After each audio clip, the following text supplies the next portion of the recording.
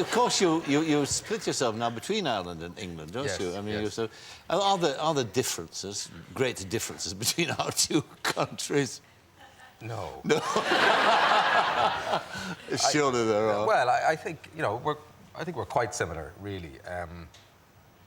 Generally speaking, I think the emphasis is probably slightly different in certain areas. I mean, traditionally, I suppose the English, wanted to take over the world, in the politest possible way, of course.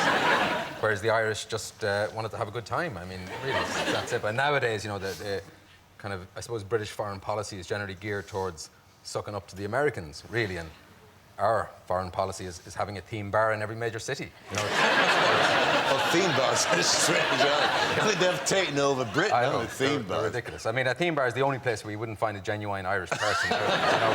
You can't move for all the pots and pans and rusty old irons and bicycles and shopping trolleys on the ceiling. Might as well go for a drink and a skip. I have done. I highly recommend it.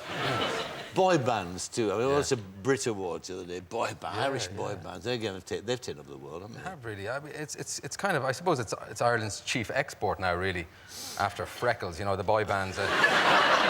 Just there seems to be a new one every week, and girl bands. And I suppose the reason for this in Ireland is that I think as a nation, as a people, we've always been very good at all turning around together at the same time. That's really special.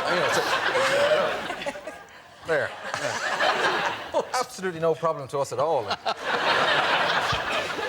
of course, in the late 80s, the government, they invested very heavily in the boy band industry to try and transform Ireland from a predominantly agricultural economy to a kind of a music-based economy. And so they built this secret training facility in the desert. They had to import a lot of sand to fulfill the dream, of course, which quickly became very fertile on account of the rain, so made the facility even more secret, concealed as it was by extremely lush vegetation. Where have you gone? Just stay with me. It's the shoes. Boys Sorry, as young as 3 were taken from their homes and were given a few remedial dance steps and homosexual haircuts, and really look back. Well, we're talking about dance steps, and that's the other area too. I mean, Irish dancers, again, wherever you go, your feet tapping away there. That Michael Flatley's got a lot to answer. He has, yeah. He has. And if you think I'm going to libel him here on this show... No, I mean, he's a revered and honoured Absolutely, artiste. yes, with magnificent hair and teeth. I know. I admire him tremendously. I must be a role model to a generation. I know. Yours, he influenced me tremendously. Really?